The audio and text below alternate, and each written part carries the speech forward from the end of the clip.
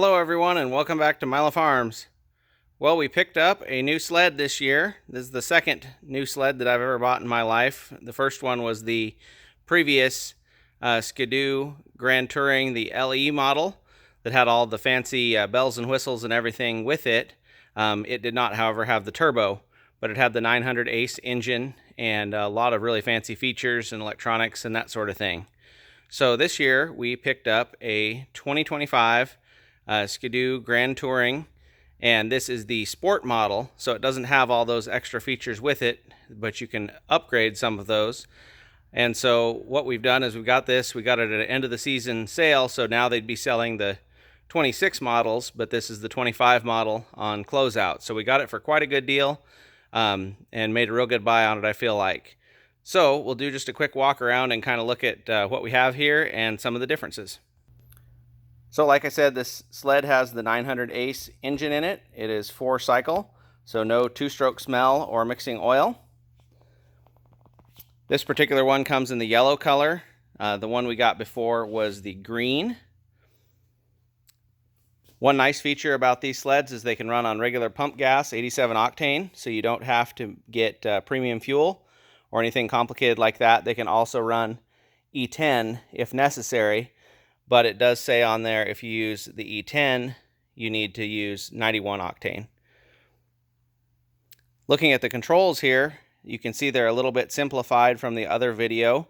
You don't have as many features, you don't have as many adjustments. There was a adjustment handle here you could loosen and move the handlebars. Here you have to loosen all the torque screws there and make those adjustments if you're interested in doing that. Here you can see instead of all the deluxe switches and everything that the other one had, it has more of the standard switches and things that are a lot more straightforward for what you're used to seeing. The grip warmers, the thumb warmer, the start, and the high beam light over there. It also has the hydraulic brakes and then the parking brake lever as well. Looking up here on the instrument panel, if you remember from the last video, that had a really large touchscreen display on it that had a lot of graphics and everything and was really fancy. This is much more standard, kind of what you'd expect, and much simpler design. So on this sled, that was kind of the goal, to go with the strip down and then upgrade what we wanted instead of all the fancy stuff that was more than we needed and also may pose a problem going bad in the future, all those fancy electronics. So continuing on up here, you have a storage box up on the dash for gloves and whatnot. That's a nice little feature. It comes with the mirrors as well. One cool feature about these sleds and most modern sleds is this entire panel on the side comes off. You loosen those two clips and the whole piece opens up, so you're working in there and not trying to work down in a little hole on the side of the motor like you would be on the older sleds. Instead of having the electronic shifting reverse, this has the old standard reverse like you'd expect. You pull this lever up to shift it into reverse, which I think works perfectly fine. Coming to the back here, the passenger position, it has heated grips back here, and then it also has a switch over on the left-hand side, to change the up and down, high and low setting for those grips. And then right over here, you can see this panel that doesn't have anything on it, but has a mark around it. That is where the plug-ins go for the heated helmet and boots or gloves or whatever the other one is for, if you want to do that. So that is one feature we're going to add, is we're going to add the heated plug-ins back here, and I have those on order. So all these things that we talk about that we're going to be upgrading, I'm going to have videos in the future of those, putting each part on the sled individually, purchasing them from the dealer myself, and then installing them. The running boards are basically the same as the old machine. Instead of being painted like the other machine was, they are just the aluminum. Coming around the back, you can see this platform here. This is part of the Link system that Ski-Doo uses. You can see the wording right there. And this platform, you can put all kinds of gadgets there. There's a trunk, there's gas cans, there's different kinds of carrying containers and things. All sorts of different things can go on there. We are going to be installing the small trunk that goes on there. I found that to be really, really helpful because you can, instead of carrying a backpack, you can put all your stuff in there. and then you're not weighted down with that backpack dragging on you all day long, and it's just much more comfortable. on the back there. So that'll be another upcoming video. The next thing we're going to be adding, and that's different on this sled, is the rear bumper. This is the bumper it comes with no spot for a sleigh hitch to go on the back here. So I have the bumper kit as well as the sleigh hitch that will go on the back, and we'll be making a video of that installation as well.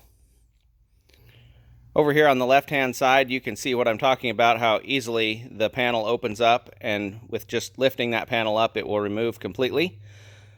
The machine also comes with some tools down here in the bottom. You can see there's some clutch tools and a little wrench and screwdriver set there as well. There's also a spot right here you can see for the belt, the spare belt to go in there. So we'll have a video on that as well, putting that spare belt in there. The engine oil can be checked right here as well. That makes it super easy. And then we'll take a look inside the engine compartment here as best you can. There is the engine right there. So you see there's a lot of space down in there, a lot of unused room in the front, which I presume that would be where the turbo stuff would go if it had it. But lots of space under the hood. So let's go ahead and close this up. Right there. And let's look at the rest of the controls here. You can see on the left you have the Eco, Normal, and Sport mode switch right there. And then the cool thing with Ski-Doos, and I'm sure a lot of the new sleds, have this key. Pop this off. So this is both the key and also the tether switch or dead man switch or whatever you want to call it. This clips on the one end onto your snowsuit or belt or whatever. And then the other end clips over this ball. And it's flexible so you won't break it. And then if you were to fly off the sled for some reason and this detaches, the sled will shut itself down. Then you also have on the handlebar up here the regular kill switch as well. So let's go ahead and fire it up and take a listen. See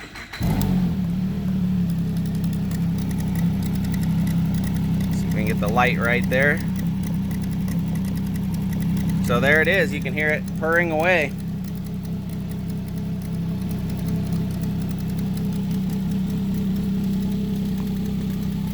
And you can see, since this is the Generation 4, I believe, model, it has the halogen headlights instead of the LEDs, which is a downgrade from the previous machine that has the LEDs.